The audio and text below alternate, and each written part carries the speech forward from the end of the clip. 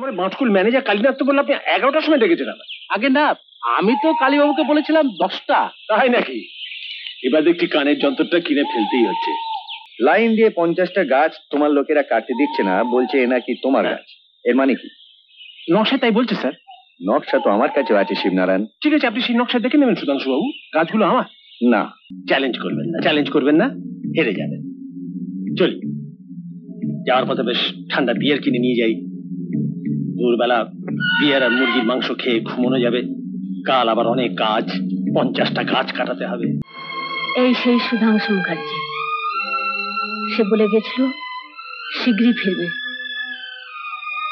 কিন্তু আর আসেনি। 6 মাস পরে সেই মেয়েটির মামা মামি মেয়েটিকে ঘর থেকে কলঙ্কিনী বলে তাড়িয়ে দেয়। কারণ তখন সে গর্ভবতী। ভয় লজ্জায় সে সুধাংশু মুখার্জির নাম কখনোই কাউকে বলেনি।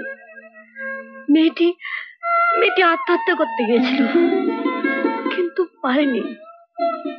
সে তার ভালোবাসার স্মৃতিকে মেরে ফেলতে পারেনি। তারপর রানু তাকে তুলে নিয়ে আসে এই বস্তিতে। সেই অসতী অভাগিনী মেয়েটির সন্তান তুই। তোর মায়ের অনেক চোখের জলের, অনেক দুঃখ কষ্টের প্রতীক তুই প্রতীক। মা, তুমি কেন সারা জীবন এই দুঃখ কষ্ট যন্ত্রণা মুখ বুঝে সহ্য করলে মা? কেন গিয়ে দাঁড়াওনি সুধাংশু মুখার্জির সামনে তোমার দাবি নিয়ে? কেন তার এই প্রতারণার জন্য কৈফিয়ত চাওনি তার কাছ থেকে? ভেবেছিলাম যাব, দাঁড়াবো তার সামনে, কিন্তু যখন জানতে পারলাম সে বিয়ে করেছে, বউ ছেড়ে নিয়ে সুখে সংসার করছে, তখন আর যেতে ইচ্ছে করেনি। মা, আমাকে তার ঠিকানা দাও, আমি যাবো তার কাছে। আমি সুধাংশু মুখার্জিকে ধরে আনবো তোমার সামনে। আমি তাকে বাধ্য করবো তোমার সিদ্ধে সিঁদুর পড়তে। না, কখনো না। জোর করে হয়তো কারো কাছ থেকে শাঁখা সিঁদুর পরা যায়, কিন্তু তার সত্যিকারের মূল্য কি পাওয়া যায়? আমি চাই না এমন শাঁখা সিঁদুর। শুধু তুই জানলি যে তুই আমার পাপের সন্তান নোস, সেইটুকুই আমার শান্তি। তুই আমায় কথা দে, কোনোদিন এ কথা মনে আনবি না। বল, আমায় কথা দে। মা, তুমি ঘুমিয়ে পড়েছিস নাকি? না, আয় ভেতরে আয়। খিচুড়ি করেছি, ভাবলাম তোদের একটু দিয়ে যাই, নে খেয়ে নে। খিচুড়ি? দারুণ ব্যাপার, দাদু আমাকে দাও। দেখো না মা এখনো রান্নাই করেনি, আমার যে খিদে পেয়েছে। মা আমি খাচ্ছি, মা তুমি এসো। আমি সুধাংশু মুখার্জিকে ওর সিংহাসন থেকে টেনে, ওর ঐশ্বর্যের বেড়া চাল থেকে ওকে টেনে বার করে ওর মুখোশ আমি খুলে দেব। তাহলে সে পৃথিবীটাকে সহজ চোখে দেখতে পাবে। তুমি নিশ্চিন্ত থেকো মাসি, কোনো ভয় নেই। তুমি শুধু মাকে দেখো। আমি কোম্পানি থেকে কিছু টাকা ধার নিচ্ছি, আর কোনো অসুবিধা হবে না। আমি মাকে বলবো কোম্পানির একটা জাহাজ ম্যাড্রাসের ডকে আসছে, তার মাল খালাসের জন্য আমি ওখানে যাচ্ছি। তুমি সামনে থেকো, মাকে ভরসা দিও। তুই কি সত্যি চলে যাচ্ছিস? ওই বিদেশ বিভুঁয়ে তুই একা থাকবি কি করে? তুই তো আমায় ছাড়া কোনদিন থাকিসনি। কি মুশকিল মা, তুমি কি ভাবো প্রতীক এখনো সেই ছোট্ট ছেলেটি আছে? এই দেখো না, কোম্পানি আমাকে টাকা দিয়েছে অ্যাডভান্স, নাও রাখো। আর মাসি তো পাশের ঘরেই আছে, কোনো চিন্তা নেই। আমি ওখানে পৌঁছে তোমার চিঠি দেবো। কবে ফিরবি? 1 মাসের ব্যাপার। নমস্তে বড় বাবু, নমস্তে। নমস্কার, কেমন আছিস সব? আগে ভালোই আছি, আপনার দয়া কেটে যাচ্ছে। বাবু ওই দিকটা চলুন, ওই গাছগুলো। হ্যাঁ বাবু, চলুন বাবু। এই তো আগে লেখা, এটা যে পরে লেখা হয়েছে সেটা বোঝাই যাচ্ছে। এর নাম তো বাবু। কিরে মতি, তুই যে আজকাল মাইজিকে পুজোর ফুল দিয়ে আসিস না, মাইজি বলছিল। আমার এখন অনেক কাজ পড়ে গেছে গো বড় বাবু। তোর আবার কি কাজ? আমাদের স্কুলের ওই পল্লবী দিদিমণি গো আমায় গাইড দিচ্ছেন। ওই সকালে স্কুল ঘরটায় ঝাড়পোছ করতে হয়, তারপর ঘরে ঘরে গিয়ে বাচ্চাগুলোকে ধরে আনতে হয়। এখন তো অনেকগুলো বাচ্চা পড়তেছে গো। বাহ বাহ, সত্যি জীবন, তোমার মেয়ে পল্লবী একটি রত্ন। কিন্তু শিবনারায়ণ তো এখনো এলো না, 10টা তো অনেকক্ষণ বেজে গেল।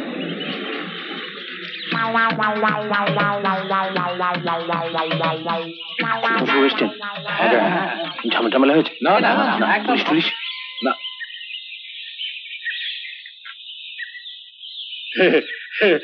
নমস্কার নমস্কার সুধাংশু বাবু। নমস্কার। কি শিবনারায়ণ, তোমার 10টা বাজলো? 10টা? ঠিক। আমার বাঁশকুল ম্যানেজার কালীনাথ তো বললো আপনি 11টার সময় ডেকেছেন। আগে না, আমি তো কালীবাবুকে বলেছিলাম 10টা। তাই নাকি? এবার দেখছি কানের যন্ত্রটা কিনে ফেলতেই হচ্ছে। জানেন সুধাংশু, আমি ছেলেবেলা থেকে একটু বেশি শুনি। কেউ 4 বললে 5 শুনি, 10 বললে 11 শুনি। ও, আর যদি কেউ টাকা চায় তখন কি 25 বললে 50 দাও? না, তখন আবার কম শুনি। কম শুনি বুঝলেন? কম শোনো? মানে 25 চাইলে 5 দিই।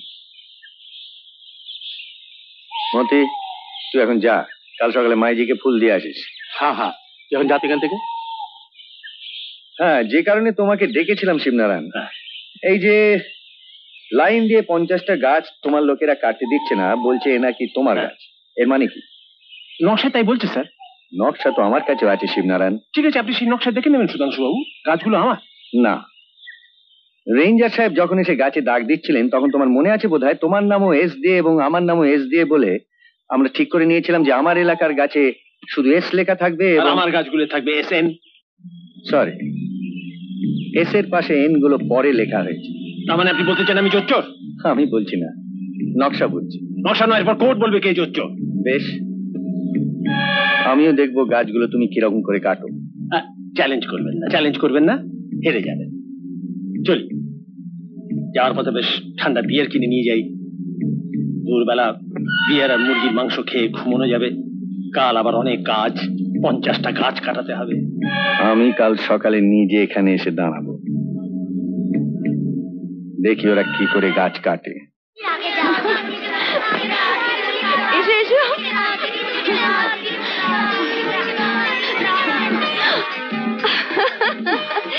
ছুটির ঘন্টা শুনে দৌড়তে দৌড়তে এলাম গো দিদিমণি।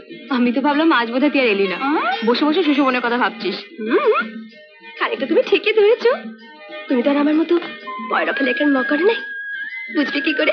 থাক, আমার আর বুঝে কাজ নেই, তুই বুঝবি পোড়ার মুখে। সুধাংশু বাবু যদি জানতে পারে তুই তার ছোট ছেলের সঙ্গে প্রেম করছিস তাহলেই হয়েছে। কি হবে? মেরে ফেলবেন তো?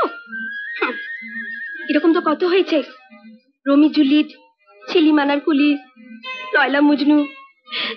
শোভন বাবু আমার সব বলেছে, আমি সব জানি। বাবা, সুশোভন দেখছে তোকে পাকিয়ে ঝুনো করে দিয়েছে।